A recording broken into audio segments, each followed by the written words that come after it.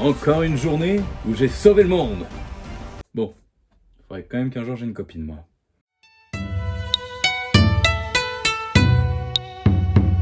Bonjour à tous et à toutes et bienvenue au comptoir japonais. Aujourd'hui encore, je serai votre intermédiaire et en réserve, j'ai l'une des plus belles parties d'échecs et jeux de faux semblants du manga.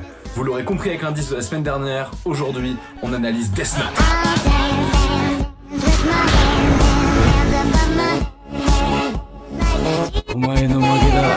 Death Note est donc un manga de type thriller psychologique policier, scénarisé par Tsukumi Oba et dessiné par Takeshi Obata. C'est prépublié entre décembre 2003 et mai 2006, dans le Weekly Shonen Jump de la Shueisha. El Famoso. En France, c'est édité chez Kana en 12 volumes, comme ceci, et il y a en plus de ça un guidebook qui est très intéressant et qui est considéré comme le 13e tome. L'œuvre dépasse en 2015 les 30 millions d'exemplaires vendus à travers le monde, ce qui en fait un des mangas les plus vendus de l'histoire. L'œuvre a également connu une adaptation animée réalisée par le studio Madhouse, qui retrace l'intégralité de la série en 37 épisodes. Quoi ? Vous connaissez pas Madhouse ?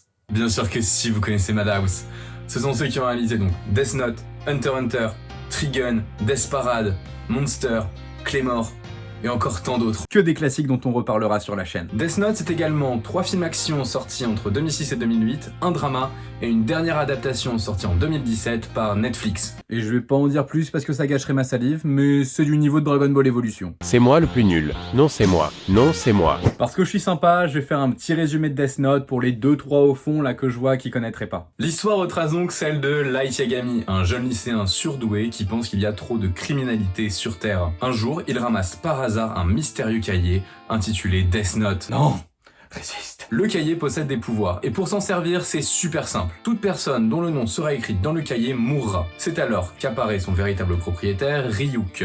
C'est un dieu de la mort qui a laissé tomber son cahier dans le monde des humains car il s'ennuyait. Light Yagami va donc utiliser ce cahier pour réduire à néant tous les criminels et bâtir un monde nouveau dont il sera le dieu. Un peu mégalo le boug. Light Yagami apprend très rapidement les règles et les subtilités du Death Note.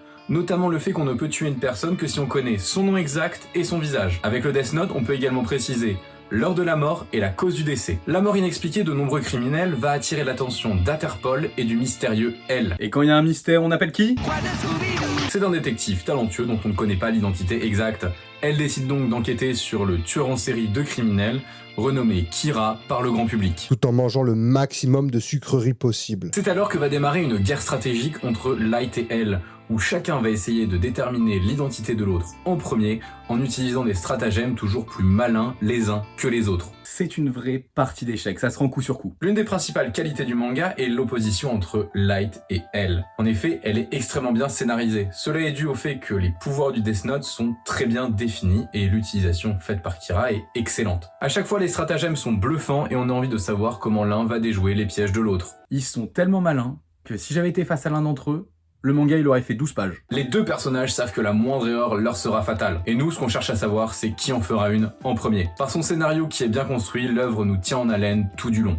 Bien que la seconde partie soit effectivement moins bonne que la première. C'était mieux avant. Avec Death Note, ce qui est incroyable, c'est la quantité de concepts qu'il est possible d'extraire de cette œuvre. C'est d'une richesse frappante et je vais me faire un plaisir de vous donner certaines clés de lecture pour mieux apprécier l'œuvre encore. Death Note met en avant la création d'une religion et beaucoup d'éléments permettent de le montrer. Notamment, l'objectif de Light est de devenir le dieu d'un monde sans criminalité. Ensuite, toute religion a sa croyance. Et ici, c'est le fait qu'une puissance supérieure, ou un dieu, puisse tuer des criminels à sa guise. Ensuite, c'est dans l'animé, mais beaucoup d'OST ont une inspiration christique avec des sons de cloche marquants. Souvent, on remarque qu'il y a une lumière divine qui s'abat sur les personnages dans la construction des planches, ce qui rend la comparaison encore plus simple à lire.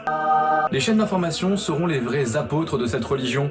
Ce sont eux qui vont partager les paroles de Kira, qui sera une parole divine. Les fidèles iront même parfois jusqu'à perdre leur bon sens face à certains dogmes. Ceux qui ne vont pas suivre les dires de Kira, eux seront considérés comme des hérétiques. En effet, toute personne qui va essayer de retrouver Kira sera considérée comme un paria, et il faudra le rechercher car il mériterait soi-disant la mort. Mais que serait une bonne religion sans un dieu à qui est voué un culte ? Kira est présenté comme un dieu pour la population, notamment parce que Light est atteint du complexe de Dieu. Faut pas être psy pour l'avoir diagnostiqué celui-là. Les personnes atteintes par ce complexe auront tendance à avoir une croyance inébranlable en leurs capacités, penseront être des privilégiés ou être infaillibles. Un individu ayant ce genre de croyance prendra ses décisions comme des vérités absolues. Quelqu'un avec un complexe de Dieu n'aura aucun respect envers les conventions sociales. Et à ce titre, titre, Light coche tous les critères. En effet, il pense que personne ne pourra l'arrêter et personne ne pourra retrouver la véritable identité de Kira parce qu'il se pense plus intelligent que quiconque. Et notamment, il se sent plus intelligent que elle. À ce titre-là, il est même un privilégié.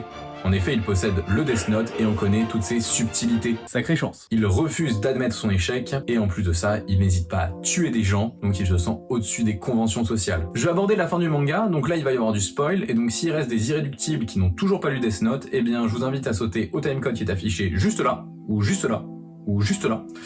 Et ensuite, terminer la vidéo pour après aller lire Death Note. Et le watch time, vous y avez pensé? Je vais parler du manga seulement et pas de l'animé parce que pour moi, la version papier est meilleure et notamment pour la fin. Pour plein de raisons dont on pourra même faire une vidéo si vous voulez. Mais tout le monde préfère les animés. Pour moi, à la fin du manga, Light a atteint son objectif, même s'il meurt. En effet, on va voir des fanatiques se regrouper et prier Kira. Au début, je pensais même que la dernière image, la fille qui est sur cette dernière planche, était Misa. Mais non, en fait, ce sont juste des randoms qui vouent un culte extrême à Kira. Donc Light, dont l'identité est également Kira, eh bien, a un culte qui lui est dédié. C'est un dieu. Donc je trouve que cette fin est beaucoup plus nuancée et apporte une certaine touche de gris à ce manga. Et c'est particulièrement agréable. Donc vous l'aurez compris, il y a énormément de connotations religieuses dans ce manga. Ensuite, une autre notion qui est mise en avant dans Death Note est celle d'anti-héros. Cela est dû au fait que les deux personnages principaux sont considérés comme tels. Et même, pour Light, la nuance est très fine entre vilain et anti-héros. Pour rappel, un anti-héros est un personnage principal d'une œuvre dont les caractéristiques sont contraires avec celles d'un héros classique. C'est parti pour tous les personnages de fiction qui sont en réalité des anti-héros. Hulk, Batman, Cartman, Harley Quinn, Godzilla, Punisher, A few moments later. Deadpool, Ghost Rider, A few. Gollum. Certains antagonistes peuvent être considérés comme des anti-héros s'ils suscitent la sympathie ou l'admiration. Pour le cas de Light, eh bien, il cherche à faire le bien, avoir un monde sans criminels. Cependant, c'est la manière dont il va le faire qui va être mauvaise. Désolé, mais tuer des gens, c'est mal.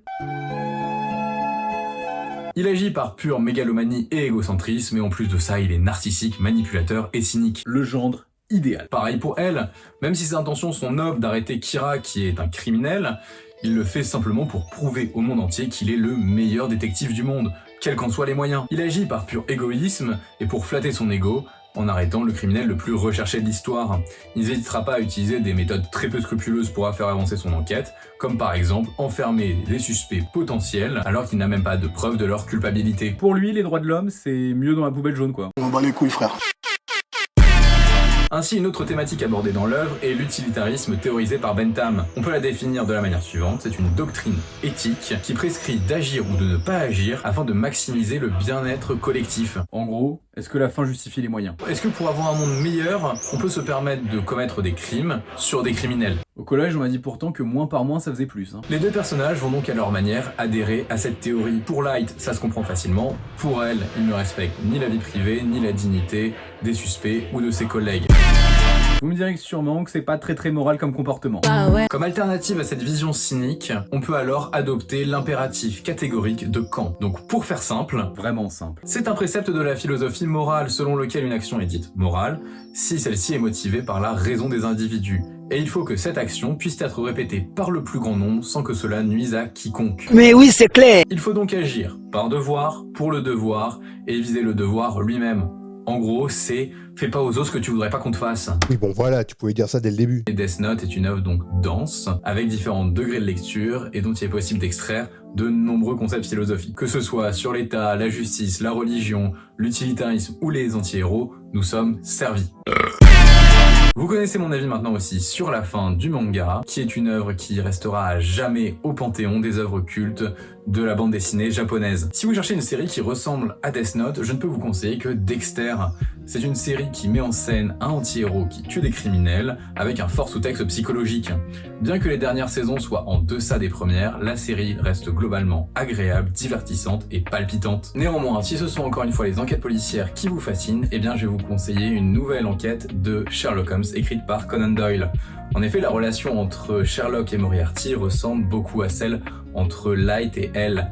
C'est pour ça que vous pouvez lire Le Dernier Problème. Merci beaucoup de votre visite au comptoir japonais. Je reviendrai très vite avec du neuf et de nouveaux arrivages de qualité. Si ça vous a plu, je vous invite à mettre un petit pouce bleu à cette vidéo, écrire en commentaire ce dont vous en avez pensé, et si vous ne voulez rater aucune des prochaines sorties, n'hésitez pas à vous abonner et à activer la cloche. En attendant, si vous voulez retrouver plus de contenu du comptoir japonais, vous pouvez nous retrouver sur Twitch tous les jeudis à 21h.